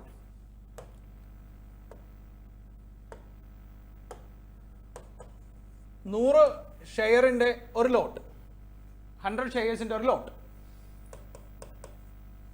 10 രൂപ. അതായത് ഫ്യൂച്ചർ പ്രൈസ് ഫ്യൂച്ചറിൽ 10 രൂപയാണ്. ദാറ്റ് മീൻസ് ഈ ലോട്ടിൻ്റെ വാല്യൂ എന്ന് പറയുന്നത് 1000 രൂപയായിരുന്നു വിചാരിക്കുക, 1000 റുപ്പീസായി. സിറ്റുവേഷൻ മനസ്സിലായോ? അതായത് ഒരു ലോട്ടിൽ 1000 ഷെയർ ഉണ്ട്. ആ 1000 ഷെയർ നമ്മൾ പറഞ്ഞ എക്സാമ്പിൾ അനുസരിച്ചിട്ടാണെങ്കിൽ 31 ഡിസംബറിൽ ഇത് വിൽക്കാനോ വാങ്ങിക്കാനോ തീരുമാനിക്കുന്നത് എത്ര രൂപയ്ക്കാണ്? 10 രൂപയ്ക്കാണ്. സോ ലോങ് പൊസിഷൻ എടുക്കുന്ന ഞാൻ ലോങ് പൊസിഷൻ എന്ന് വെച്ചാൽ ഫ്യൂച്ചറിൽ ബൈ ചെയ്യണം അല്ലേ. ലോങ് പൊസിഷൻ എടുക്കുന്ന ഞാൻ ഫ്യൂച്ചറിൽ 1000 രൂപ കൊടുത്താലേ ഇത് എനിക്ക് കിട്ടുള്ളൂ. ഷോർട്ട് പൊസിഷൻ എടുക്കുന്ന നിങ്ങളോ, അല്ലെങ്കിൽ നിങ്ങൾക്ക് ഇത് എത്ര രൂപയ്ക്ക് വാങ്ങിക്കാം? 1000 രൂപയ്ക്ക് വാങ്ങിക്കാം. ദാറ്റ് മീൻസ് ഇവിടെ നമ്മൾ രണ്ടുപേരുടെയും എമൗണ്ട് എന്ന് പറയുന്നത് സെയിം ആണ്. മനസ്സിലായോ? ദാറ്റ് മീൻസ് അത് ഫ്യൂച്ചറിൽ സെറ്റിൽ ചെയ്താൽ മതി. സോ ഇവിടെ മാർക്കിംഗ് ടു മാർക്കറ്റ് എന്ന് പറയുന്ന പ്രോസസ്സിനകത്ത് നമ്മൾ പഠിക്കുന്നത് നോക്കി, ഓരോ ദിവസവും അല്ലെങ്കിൽ ഇനിഷ്യലി ആ ഷെയറിൻ്റെ വാല്യൂ 10 രൂപയാണ്. ഇനിഷ്യലി അല്ല, ഫ്യൂച്ചറിൽ ആ ഷെയറിൻ്റെ വാല്യൂ 10 രൂപയാണ്. ഓരോ ദിവസവും മാർക്കറ്റ് ഫ്ലക്ച്വേഷൻസ് നമ്മൾ മാർക്ക് ചെയ്തുകൊണ്ടിരിക്കണം. It's called marking to market. മനസ്സിലായല്ലോ? ഓരോ ദിവസവും മാർക്കറ്റിൽ ഉണ്ടാകുന്ന ഫ്ലക്ച്വേഷൻസ് നമ്മൾ മാർക്ക് ചെയ്തുകൊണ്ടേ ഇരിക്കണം. It's called marking to market. അതായത് ഉദാഹരണത്തിന് ആദ്യത്തെ ദിവസം 9 രൂപയാണ് മാർക്കറ്റ് വാല്യൂ എന്ന് വിചാരിക്കുക. എനിക്ക് 1 രൂപ നഷ്ടമാണ്. കാരണം എന്താ?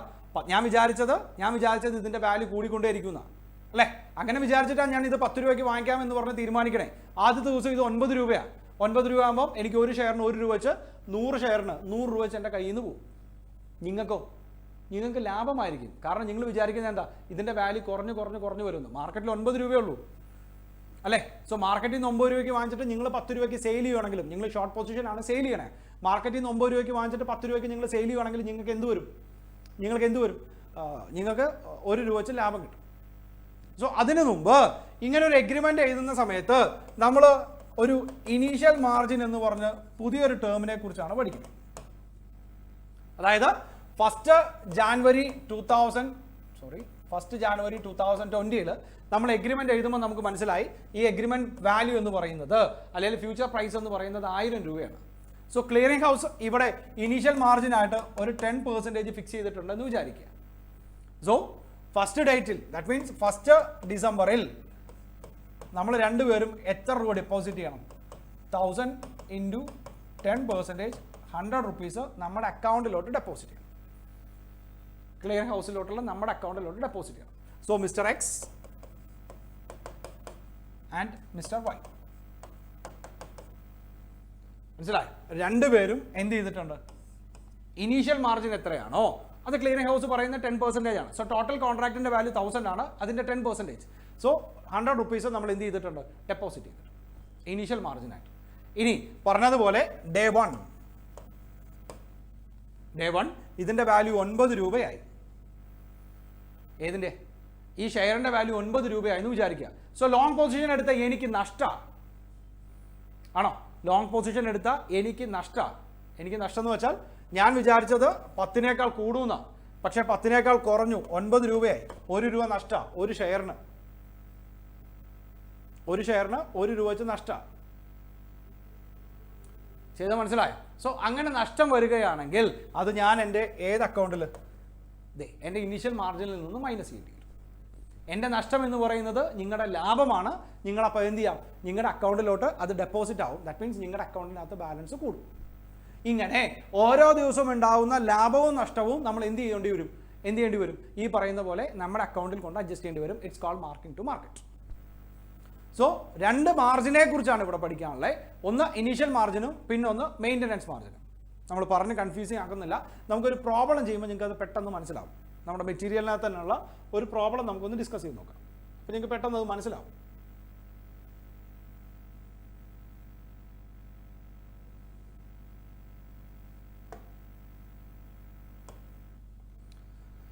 Consider Ram, who is optimistic on price rise in RIL, purchasing one future contract of RIL when the futures are traded at ₹1000. That means 1000 rupees-നാണ്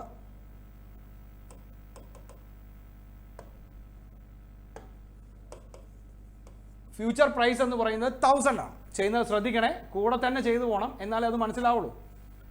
Anand, being pessimistic, believed RIL price going forward would fall and hence he sold of RIL at the same price. So രണ്ട് പേരുടെ കാര്യമാണ് പറയണേ. ഒന്ന് റാമിന്റെ കാര്യം പറഞ്ഞിട്ടുണ്ട് അല്ലേ? റാം എന്താ വിചാരിച്ചിരിക്കണേ? റാം വിചാരിച്ചിരിക്കുന്നത് ഇതിന്റെ പ്രൈസ് കൂടുമെന്നാണ് റാം ചിന്തിക്കണേ. And the second one, Anand ചിന്തിക്കുന്നത് എന്താ? പ്രൈസ് കുറയും. സോ റാമിന് ഏത് പൊസിഷൻ ആയിരിക്കാം? ആലോചിച്ചോക്കെ. റാം ചിന്തിക്കുന്നത് പൈസ കൂടുമെന്നാണ്. സോ ഫ്യൂച്ചറിൽ റാം എന്ത് ചെയ്യാൻ തീരുമാനിക്കും? നിങ്ങൾക്ക് കൺഫ്യൂസ് ആവുന്നുണ്ടോ? ശ്രദ്ധിച്ച് ഒന്ന് കേട്ടാൽ മനസ്സിലാവും. ഇപ്പോൾ 1000 രൂപയാണ്. റാം ചിന്തിക്കുന്നത് പ്രൈസ് കൂടുമെന്നാണ് അല്ലേ? പ്രൈസ് കൂടുമ്പോൾ റാം എന്ത് ചെയ്യാൻ നിൽക്കും? എവിടെ പ്രൈസ് കൂടുന്ന? ഫോർവേഡിന്റെ പ്രൈസ് എന്ന് പറയുന്നത്, ഫ്യൂച്ചറിന്റെ പ്രൈസ് എന്ന് പറയുന്നത് ഫിക്സഡ് ആയിരിക്കും. മാർക്കറ്റിലെ പ്രൈസ് കൂടുമെന്നാണ് ചിന്തിക്കണേ. ആണല്ലോ, മാർക്കറ്റിലെ പ്രൈസ് കൂടുമെന്നാണ് ചിന്തിക്കണേ. സോ അങ്ങനെ വരുന്ന ഒരു സിറ്റുവേഷൻ ആലോചിച്ച് നോക്കിയേ. സോ നമ്മൾ എന്ത് ചെയ്യും? റാം എന്ത് ചെയ്യും? ഈ കോൺട്രാക്ട് വാങ്ങിച്ചിട്ട് മാർക്കറ്റിൽ വിൽക്കും അല്ലേ? അതായത് റാം ബൈ ചെയ്യാൻ തീരുമാനിക്കും. ദാറ്റ് മീൻസ് റാം ഏത് പൊസിഷൻ എടുക്കും? ലോങ് പൊസിഷൻ എടുക്കും. ഇനി ആനന്ദ് എന്താ ചെയ്യണേ? ആനന്ദ് വിചാരിക്കുന്നത് മാർക്കറ്റിലെ വില കുറയുമെന്നാണ്. സോ മാർക്കറ്റിൽ നിന്ന് വാങ്ങിച്ചിട്ട് ആർക്ക് സെയിൽ ചെയ്യാം? ഈ പറയുന്ന ക്ലിയറിംഗ് ഹൗസിലോട്ട് സെയിൽ ചെയ്യാം ഫ്യൂച്ചറിൽ. ദാറ്റ് മീൻസ് ആനന്ദ് തീരുമാനിക്കുന്നത് സെയിൽ ചെയ്യാനായിരിക്കും. ആയതുകൊണ്ട് ആനന്ദ് ഏത് പൊസിഷൻ എടുക്കും? ഷോർട്ട് പൊസിഷൻ എടുക്കും. ഒരിക്കൽ കൂടെ പറഞ്ഞുതരാം. 1000 രൂപയാണ് ഫ്യൂച്ചറിന്റെ വാല്യൂ. റാം വിചാരിക്കുന്നത് പ്രൈസ് കൂടുമെന്നാണ്. പ്രൈസ് കൂടുമെന്ന് വെച്ചാൽ മാർക്കറ്റിലെ പ്രൈസ് കൂടുമെന്നാണ്. മാർക്കറ്റിലെ പ്രൈസ് കൂടിയാലേ റാമിന് ലാഭം ഉണ്ടാവുള്ളൂ. റാമിന് ഇത് 1000 രൂപയ്ക്ക് വാങ്ങിച്ചിട്ട് മാർക്കറ്റിൽ 1000-നേക്കാൾ കൂടുതൽ രൂപയ്ക്ക് വിൽക്കാം. സോ റാം വാങ്ങിക്കാനാണ് തീരുമാനിക്കണേ. ക്ലിയറിംഗ് ഹൗസിൻ്റെ നിന്ന് വാങ്ങിക്കാനാണ് തീരുമാനിക്കണേ. ലോങ് പൊസിഷൻ എടുക്കും. ആനന്ദ് വിചാരിക്കുന്നത് എന്താ? മാർക്കറ്റിലെ വില കുറയും. സോ മാർക്കറ്റിൽ നിന്ന് വാങ്ങിച്ചിട്ട് ക്ലിയറിംഗ് ഹൗസിലോട്ട് സെയിൽ ചെയ്യാം അല്ലേ? സോ ക്ലിയറിംഗ് ഹൗസിലോട്ട് സെയിൽ ചെയ്യാം. ദാറ്റ് മീൻസ് ആനന്ദ് വിചാരിക്കുന്നത് സെയിൽ ചെയ്യാനാണ്. സോ ആനന്ദ് ഏത് പൊസിഷൻ എടുക്കും? ഷോർട്ട് പൊസിഷൻ എടുക്കും. ഒരു ഷെയറിന്റെ വാല്യൂ എത്ര രൂപയാണെന്ന് പറഞ്ഞിട്ടുണ്ട്? 1000 ആണെന്ന് പറഞ്ഞിട്ടുണ്ട്. ഇനി each contract entail 100 shares of the underlying equity shares of RIL. അതായത് ഓരോ കോൺട്രാക്റ്റും 100 ഷെയർ വെച്ചിട്ടാണ്. സോ ഒരു കോൺട്രാക്റ്റിന്റെ വാല്യൂ എത്ര വരും? 1 ലക്ഷം രൂപ വരും. ഞാൻ പറഞ്ഞാൽ മനസ്സിലാവണ്ടോ?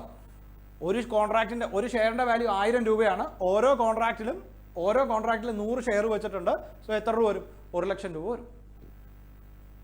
1 ലക്ഷം രൂപ വരും. ഇനി അടുത്തത്, initial margin was 10% was applicable for both Ram and Anand. അതായത് കോൺട്രാക്റ്റിനകത്ത് ഞാൻ മുടക്കേണ്ടതും നിങ്ങൾ മുടക്കേണ്ടതും രണ്ട് എമൗണ്ട് എന്ന് പറയുന്നത് 1 lakh റുപ്പീസാണ് അല്ലേ? ഇതിൻ്റെ 10% മാത്രം നിങ്ങൾ ഇനീഷ്യലി ഡെപ്പോസിറ്റ് ചെയ്താൽ മതി. എത്ര വരും? 10,000 റുപ്പീസ് മാത്രം ഇനീഷ്യലി ഡെപ്പോസിറ്റ് ചെയ്താൽ മതി. എപ്പോൾ? ആ ഫ്യൂച്ചർ കോൺട്രാക്ട് സൈൻ ചെയ്യുന്ന നേരത്ത് നിങ്ങൾ ആകെ എത്ര മാത്രം കൊടുത്താൽ മതി? 10,000 റുപ്പീസ് മാത്രം കൊടുത്താൽ മതി. ഇനി പറയുന്നത് ആൻഡ് ദ മെയിൻ്റനൻസ് മാർജിൻ 8%. ആ ഒരു ടേം അവിടെ നിൽക്കട്ടെ, അത് ഞാൻ പറഞ്ഞുതരാം. എന്താണ് മെയിൻ്റനൻസ് മാർജിൻ എന്ന് പറഞ്ഞുതരാം. 8% മെയിൻ്റനൻസ് മാർജിൻ. ദാറ്റ് മീൻസ് 8,000 റുപ്പീസാണ് നമുക്ക് വരുന്ന maintenance margin. So Anand Ram വിചാരിക്കുന്നു വില കൂടുന്നു എന്ന്, എന്നിട്ട് റാം ലോങ് പൊസിഷൻ എടുത്തു. ആനന്ദ് വിചാരിക്കുന്നു വില കുറയുന്നു എന്ന്, അതുകൊണ്ട് ആനന്ദ് ഷോർട്ട് പൊസിഷൻ എടുക്കുന്നു. ഓക്കെ, ഒരു ഷെയറിൻ്റെ വാല്യൂ 100 രൂപയാണ്. ഒരു കോൺട്രാക്റ്റിനകത്ത് ഒരു ഷെയറിൻ്റെ വാല്യൂ 1000 രൂപയാണ്. ഒരു കോൺട്രാക്റ്റിൽ 100 ഷെയർ ഉണ്ട്. അങ്ങനെ ടോട്ടൽ വാല്യൂ 1 lakh ആണ്. അതിൻ്റെ 10%, ഇനീഷ്യൽ മാർജിൻ 10,000ഉം മെയിൻ്റനൻസ് മാർജിൻ 8%, 8,000ഉം വരും.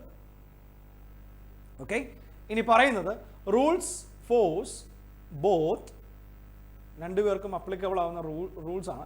Of them to withdraw 50% of the excess over initial margin.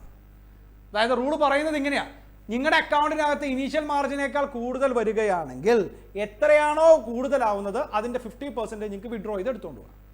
ഒരിക്കൽ കൂടെ, ഇനീഷ്യൽ മാർജിനേക്കാൾ എത്രയാണോ നിങ്ങൾക്ക് കൂടുതൽ നിങ്ങളുടെ അക്കൗണ്ടിലോട്ട് ആവുന്നത് അതിൻ്റെ 50% നിങ്ങൾക്ക് വിഡ്രോ ചെയ്ത് എടുത്തുകൊണ്ട് പോകാം.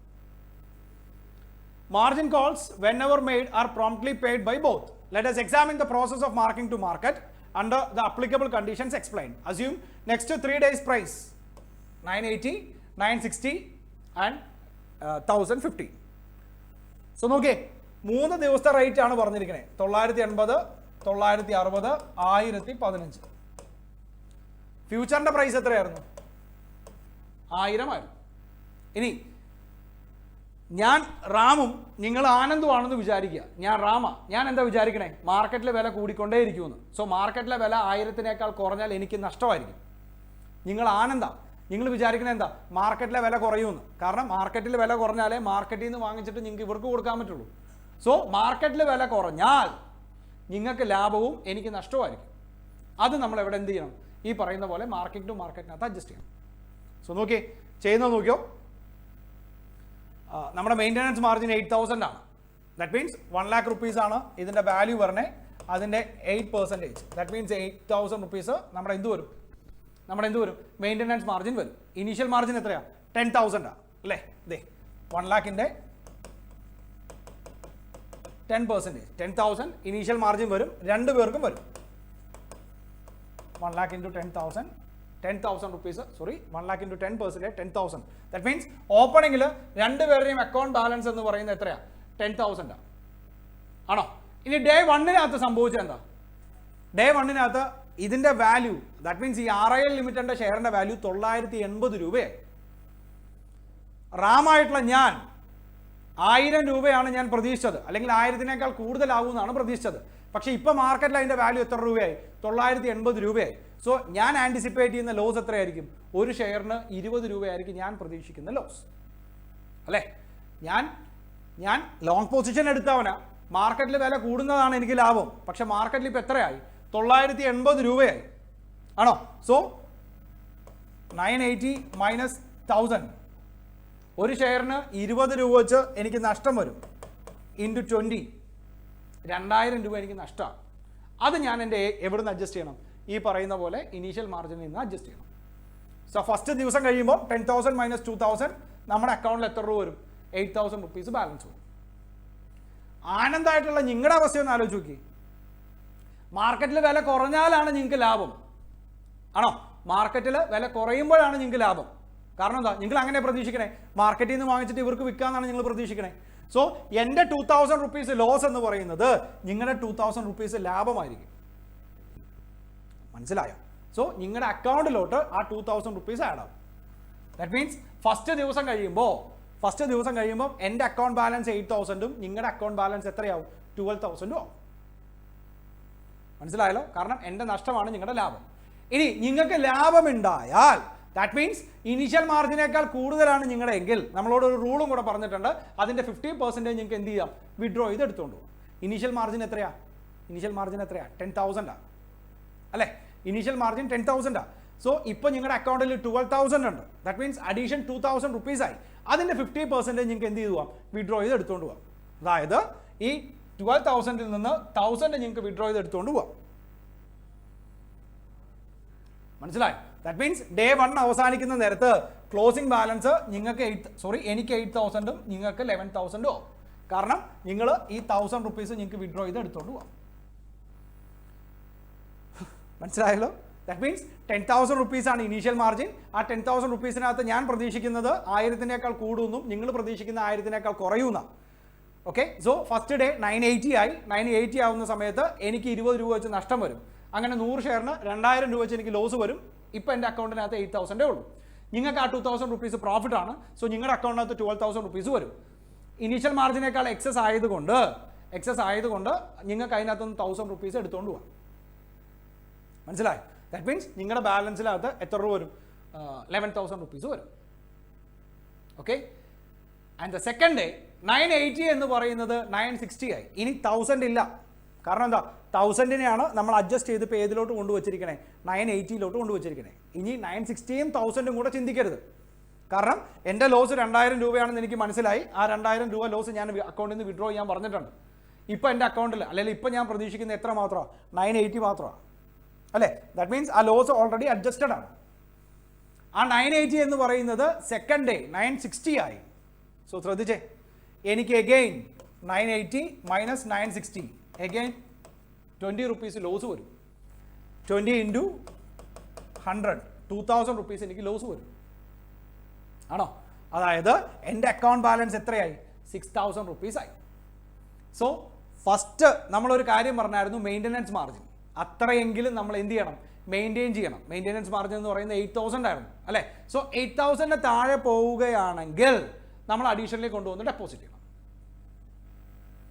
സിറ്റുവേഷൻ മനസ്സിലായല്ലോ? അതാണ് മെയിൻ്റനൻസ് മാർജിൻ. മെയിൻ്റനൻസ് മാർജിൻ 8,000 ആണ്, 8% ആണ്. സോ മെയിൻ്റനൻസ് മാർജിനേക്കാൾ താഴെ നിങ്ങളുടെ അക്കൗണ്ടിലെ മണി പോവുകയാണെങ്കിൽ അവിടെ നമ്മൾ അഡീഷണലി കൊണ്ടുവന്ന് ഡെപ്പോസിറ്റ് ചെയ്യണം. എൻ്റെ ഈ ദിവസം ഓപ്പണിംഗിൽ 8,000 rupees ആയിരുന്നു ബാലൻസ്. ഈ ദിവസം എനിക്ക് 2,000 rupees ലോസ് ഉണ്ടായി. ഇപ്പോൾ എൻ്റെ അക്കൗണ്ട് ബാലൻസ് 4,000 ആണ്. അങ്ങനെ വരുന്ന സാഹചര്യങ്ങളിൽ ഞാൻ 4,000 rupees അഡീഷണലി ഡെപ്പോസിറ്റ് ചെയ്യും. 4,000 rupees. ദാറ്റ് മീൻസ് ഇനീഷ്യൽ മാർജിനിലോട്ട് എത്തിക്കണം. എല്ലാവരും തെറ്റിക്കുന്ന ഒരു ഏരിയ ആണത്. അവിടെ മെയിൻ്റനൻസ് മാർജിനിലോട്ട് എത്തിച്ചാൽ പോരാ.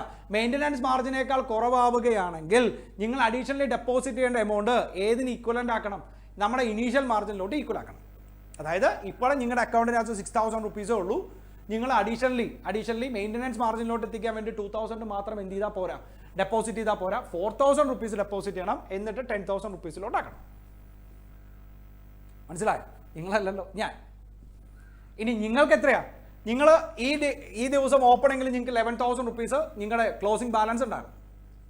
ഈ ദിവസത്തെ ഓപ്പണിംഗ് ബാലൻസ് 11,000 rupees ഉണ്ടായിരുന്നു. ഈ പറഞ്ഞതുപോലെ 980 960 ആയപ്പോൾ എഗെയിൻ നിങ്ങൾക്ക് ഒരു 2,000 rupees പ്രോഫിറ്റ് വരും. ആണോ? സോ 11,000 എന്ന് പറയുന്നത് 2,000 കൂടെ ചേർത്തിട്ട് എത്ര രൂപ വരും? 13,000 rupees വരും. ഓക്കെ, സോ ഇനീഷ്യൽ മാർജിനേക്കാൾ എത്ര കൂടുതലാണ്? 3,000 കൂടുതലാണ്. ഇനീഷ്യൽ മാർജിനേക്കാൾ 3,000 കൂടുതലാണ്. ദാറ്റ് മീൻസ് നിങ്ങൾക്ക് 1,500 രൂപ വിഡ്രോ ചെയ്ത് പോവാം. എത്രയാണോ കൂടുതൽ അതിൻ്റെ പകുതി നിങ്ങൾക്ക് വിഡ്രോ ചെയ്ത് പോവാം.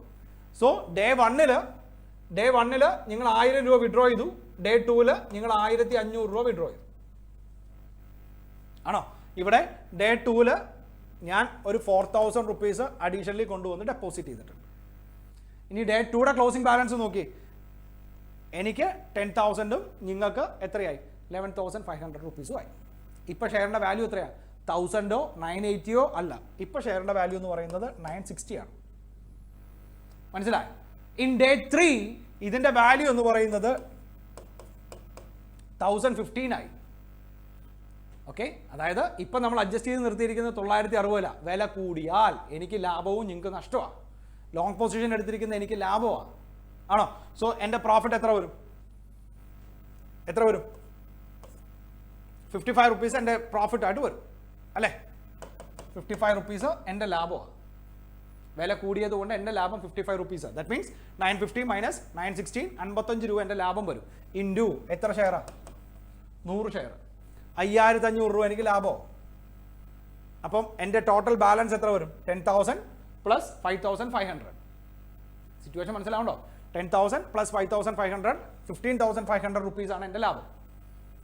എൻ്റെ ബാലൻസ്, ക്ലോസിംഗ് ബാലൻസ് 15,500 ആണ്. സോ എത്രയാണോ ഇനീഷ്യൽ മാർജിനേക്കാൾ കൂടുതൽ, എത്രയാ? 5,500 ആണ് കൂടുതൽ. അപ്പോൾ അതിൻ്റെ പകുതി 2,750 രൂപ എനിക്ക് വിഡ്രോ ചെയ്യാം. അതായത് ഇവിടെ 2,750 രൂപ ഞാൻ വിഡ്രോ ചെയ്ത് എടുത്തുകൊണ്ട് പോയി. എൻ്റെ ക്ലോസിംഗ് ബാലൻസ് എത്രയാണ്? 12,750. ചെയ്താൽ മനസ്സിലാവണോ നിങ്ങൾക്ക്? ദാറ്റ് മീൻസ് ഡേ 3 ഓപ്പണിങ്ങിൽ 960 ആയിരുന്നു, അതിൻ്റെ വാല്യൂ ഇപ്പോൾ 1,015 ആയി. ദാറ്റ് മീൻസ് ഒരു ഷെയറിന് 55 രൂപ വെച്ച് എനിക്ക് ലാഭമായി. അങ്ങനെ 100 ഷെയർ 5,500 രൂപ എൻ്റെ ലാഭമാണ്. സോ ഇനീഷ്യൽ മാർജിനേക്കാൾ 5,500 രൂപ കൂടുതലാണ്. അതുകൊണ്ട് 2,750 രൂപ ഞാൻ വിഡ്രോ ചെയ്ത് എടുത്തുകൊണ്ട് പോയി. ഇപ്പോൾ ക്ലോസിംഗ് ബാലൻസ് എത്രയേ ഉള്ളൂ? 12,750 രൂപ ഉള്ളൂ. ഇനി നിങ്ങളുടെ അവസ്ഥ ഒന്ന് ആലോചിച്ച് നോക്കി. അതായത് നിങ്ങൾക്ക് വില കൂടുവാണെങ്കിൽ നഷ്ടമാണ് അല്ലേ? അതായത് 960 ആയിരുന്നു, അത് 1,015 ആയപ്പം 55 രൂപ വെച്ച് നിങ്ങൾക്ക് നഷ്ടമാണ്. ഇപ്പം നിങ്ങളുടെ അക്കൗണ്ട് ബാലൻസ് 11,500 രൂപയാണ്. 5,500 രൂപ നിങ്ങളുടെ നഷ്ടമായി.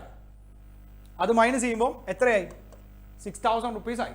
6,000 ആയാൽ നിങ്ങൾ തീർച്ചയായിട്ടും 4,000 ഡെപ്പോസിറ്റ് ചെയ്ത് ഏതിലോട്ട് എത്തിക്കണം?